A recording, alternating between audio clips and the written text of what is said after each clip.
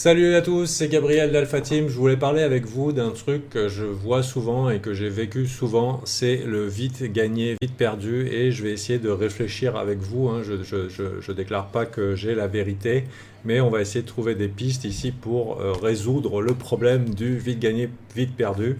Et j'ai noté quelque chose à propos de ça. Pourquoi ça arrive euh, et comment éviter de perdre l'argent gagné. Donc pourquoi je vous parle de ça? C'est parce qu'on a eu une phase très positive, on a eu 2 mois extrêmement positifs au niveau des cryptos, à partir du mois d'octobre jusqu'ici à ce mois de décembre, où on commence à avoir un petit peu des secousses et de la volatilité. Et la phase de marché semble avoir changé. On a des top performers, mais bon, tout ça c'est de l'ordre du contexte. Et actuellement des choses qui performent moins bien ou alors qui semblent un petit peu hésitantes. Ce qui est important ici, c'est de comprendre que l'argent vite gagné peut avoir un gros impact sur votre psychologie. Le premier impact sur votre psychologie, si vraiment ce sont des sommes avec lesquelles vous n'êtes pas habitué, parce qu'il peut arriver que dans une bonne phase de marché en crypto, on puisse gagner plus d'1 an de salaire pour certaines personnes. Certains vont même avoir des gains capables de transformer leur vie, mais ils n'ont pas forcément le mindset de quelqu'un capable d'accepter cet argent dans sa vie. Ça veut dire qu'on a des limites vis-à-vis de l'argent, vis-à-vis de ce qu'on peut gagner par rapport à la propre évaluation de soi ou par rapport à notre entourage. Par exemple, si vous êtes dans une famille avec, ça a été des ouvriers de père en fils et tout le monde galère de père en fils, globalement, vous avez été élevé pour galérer. Et du coup, puisqu'on est les enfants de Cro-Magnon, ou être isolé du groupe, globalement, c'était mourir. Hein. C'était soit tu étais dans la grotte, soit tu te faisais bouffer dehors, en dehors de la grotte. Donc on cherche un petit peu à être conforme à notre environnement. Il peut arriver comme ça que viennent des gros problèmes d'auto-sabotage parce que vous n'avez pas encore été préparé à accueillir une vie d'abondance. C'est des choses qui sont mieux quand ça arrive progressivement, parce que malheureusement, quand ça arrive très vite comme ça, vu que c'est un choc, il y a beaucoup de gens qui s'auto-sabotent très très rapidement et ils font le vite gagné, vite perdu, parce qu'ils sont en dehors de leur zone de confort, il y a une panique, ça atteint dans leur identité même. Les trucs comme ouais mais t'es qu'un salaud de riche hyper avare et tout, ouais, t'as changé, tu t'embourgeoises. Moi c'est des trucs comme ça qui m'avaient marqué. Il y a plein de gens qui n'ont pas envie que vous changiez, il y a plein de gens qui sont pas très très à l'aise avec votre réussite et malheureusement vous vivez dans ce monde et vous essayez de vous adapter à l'environnement. Donc le vite gagné vite perdu, le vite gagné, le problème ici ça peut être le fait que vous ne soyez pas OK. Et en général, un trader qui réussit ou un investisseur qui réussit, il y a toujours comme ça une zone dans sa vie où il va engouffrer la thune et se démerder pour la perdre. Il y en a, ça va être pour donner à des actes de charité. Je ne parle pas des riches qui sont habitués à être riches, qui vont utiliser, faire des actes, payer des associations caritatives pour payer moins d'impôts. En général, c'est une astuce de mecs très très riches. Donc on donne beaucoup à des actions humanitaires et ensuite du coup on paye moins d'impôts. Non, moi je vous parle du mec qui va tout donner dès qu'il reçoit, extrêmement généreux et finalement hop, il retourne à sa zone de confort, c'est-à-dire là où il en était. Donc ça c'est une des possibilités. L'autre possibilité dans les marchés crypto, il y aura plein d'occasions, vous inquiétez pas, pour rendre l'argent si c'est l'état dont vous avez besoin pour vous sentir bien. Malheureusement, ça peut occasionner des regrets. Et ici, on va essayer de couper ça le plus vite possible dans cette vidéo et éventuellement donner des pistes. Donc déjà, en prendre conscience, c'est le début du job. Peut-être qu'on n'est pas à l'aise avec des grosses rentrées d'argent. Autre problème, c'est l'effet émotionnel, enfin ce qui se passe dans votre corps quand vous avez un gros gain. Il y a ce qu'on appelle l'hubris, le sentiment d'être Néo dans la matrice, d'être un demi-dieu. Hein. C'est très très agréable, on se sent extrêmement puissant et c'est un sentiment qu'on a envie de reproduire. C'est peut-être aussi lié à la chance, hein. C'est pas simplement parce que vous êtes Néo dans la matrice, mais il y a peut-être la chance, vous étiez là au bon moment, c'était le service. Et en fait, parce que c'était extrêmement récompensant au niveau de votre cerveau, vous avez envie de reproduire l'expérience en forçant la chance. Malheureusement, on ne peut pas forcer la chance et il faut apprendre à, quand on a fait un gros gain, verrouiller. Il y a plusieurs manières de faire ça. Vous pouvez prendre les gains et si vous êtes Néo dans la matrice, vous pourrez le refaire avec votre capital initial. Si vous êtes capable de transformer 100 000 en 1 million, recommencez. Mais évidemment, quand vous avez fait 100 000 en 1 million, c'est mieux de se sentir Néo dans la matrice et de se dire je vais faire 1 million, 1 milliard. Mais pourquoi pas éprouver cela et verrouiller vos gains au fur et à mesure jusqu'à ce qu'effectivement vous ayez des indices rationnels et mesurables que vous êtes capable de transformer vos finances.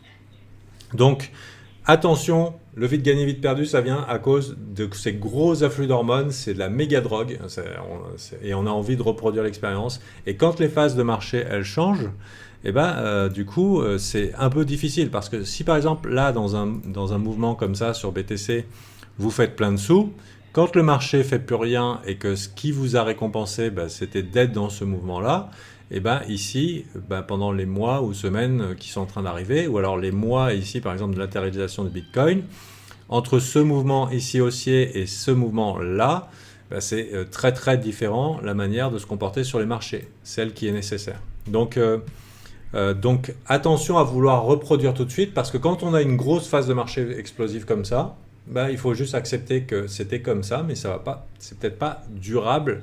Je dis pas ici, c'est pas une analyse sur ce que va faire le marché, mais ce que je veux dire, c'est que c'est pas en voulant forcer votre chance à vouloir reproduire l'expérience que vous allez conserver l'argent.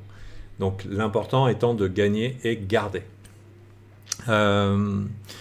Alors, en trading, on a des infinités d'expériences possibles. Ça veut dire que ce soit en petite unité de temps, en grosse unité de temps, des 15 000 ou 20 000 assets qui vous sont proposés, par exemple dans le crypto ou alors en action, que vous fassiez du trading en 1 minute, en order flow, en micro-move, fassiez du swing trading. À tout moment, vous pouvez rentrer et sortir avec un risque qui peut être extrêmement variable. Vous pouvez risquer 100 balles, vous pouvez risquer 1000 balles, et il y en a qui risquent 1 million sur un trade, parce que, voilà, moi je ne juge pas la strat.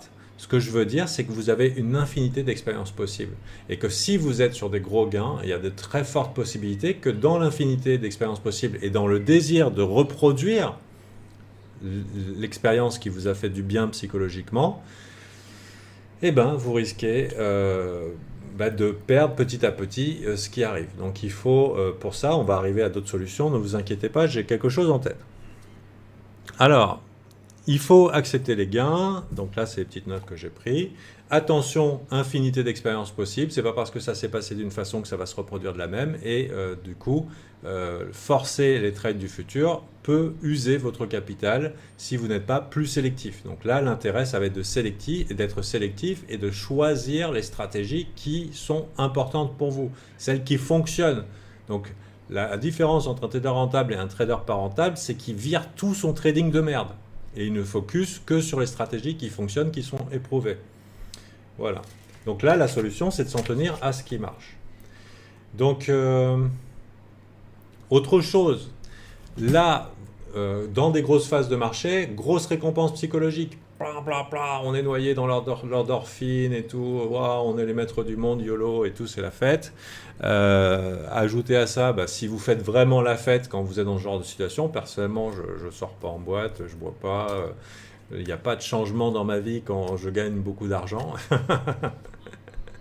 Je suis toujours le même, donc tout va bien. Mais si par exemple vous servez du coup du trading comme votre nouvelle source de plaisir, quand je dis nouvelle parce que peut-être c'est nouveau pour vous, l'investissement du trading, du coup vous allez chercher ces grosses émotions, vous allez utiliser le trading comme un divertissement.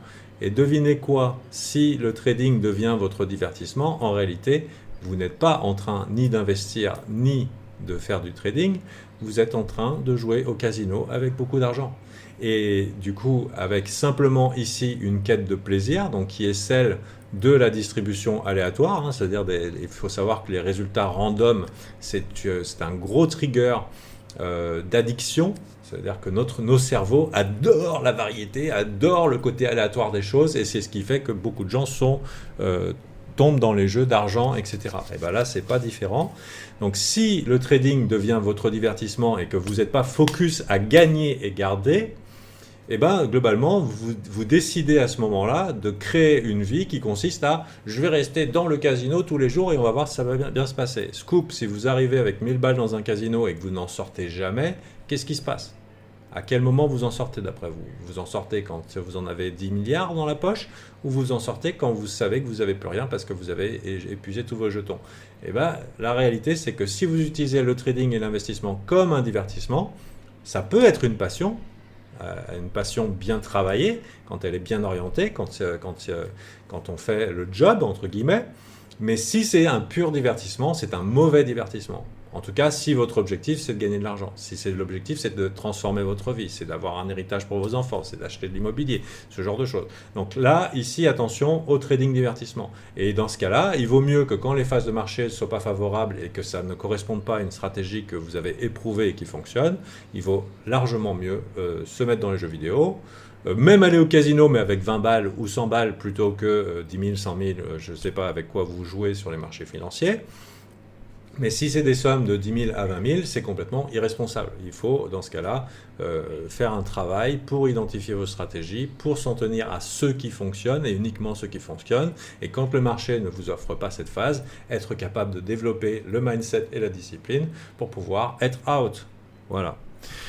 Donc, c'est un petit peu ça. Donc, la perception de l'argent, s'en tenir à ce qui fonctionne, être capable de se mettre out et ne pas utiliser le trading comme un divertissement ou même si ça peut être passionnant, être conscient des enjeux qui se passent dans votre cerveau. Et si vous désirez améliorer votre trading ou trouver les stratégies qui marchent, chez Alpha Team, on a l'accompagnement sur le Discord. Je suis tout le temps là avec eux, je les aide au niveau du technique, du mindset, des connaissances, et aussi il y a une formation qui est offerte aux membres Alpha qui s'appelle développer le cran de créer et d'exécuter un trading plan, avec dedans un révélateur de stratégie, et ça vous permettra d'identifier très clairement quelle est la stratégie qui marche pour vous. Et puis nous, dans la communauté, on est là pour tous avoir les mêmes motivations, qui est celle de réussir sur le marché et donc de ne pas rendre l'argent. Et on voit évidemment dans le cadre de la communauté, des fois quand il y en a qui switchent, et je suis là pour éventuellement les redresser, la calotte, etc., qui peut être salutaire. Parce qu'on est souvent seul derrière son écran et malheureusement quand on a rendu tous ses gagnants, à part pleurer et éventuellement se battre parce qu'on a fait le con, il reste malheureusement pas grand-chose. Donc si vous avez un tout petit capital, quand je dis un capital 1000, 2000, c'est pas la peine de venir chez Alpha Team parce que ça va creuser votre capital. Mais si vous avez un capital conséquent et que l'abonnement Alpha Team qui est de 80 $ par mois, c'est quelque chose qui est minime par rapport au capital, c'est un petit peu irresponsable de ne pas mettre toutes les chances de votre côté parce que le trading et l'investissement, surtout en crypto, c'est potentiellement un jeu dangereux. Je ne vous donnerai pas de call, mais par contre, les moyens de vous donner la méthode pour pêcher, c'est-à-dire il y a donner le poisson ou donner la canne à pêche. Chez Alpha Team, on donne la canne à pêche et le talent pour pêcher. Et on coach ici les pêcheurs à devenir d'excellents pêcheurs, même des putains de snipers de poissons. Donc voilà, j'espère que cette vidéo vous a été utile et ne serait-ce éventuellement vous soulager si vous avez été confronté au vite gagné, vite perdu. Sachez que ça m'est arrivé des tonnes de fois, que c'est le challenge ultime d'être capable justement de s'asseoir sur ses mains, et c'est justement avec des révélateurs de stratégie, avec une manière de vérifier dans les faits que voilà, quand on a les sous, on prend, on verrouille et on les garde. Allez, bye, c'était Gabriel, Alpha Team, à très bientôt peut-être, bye.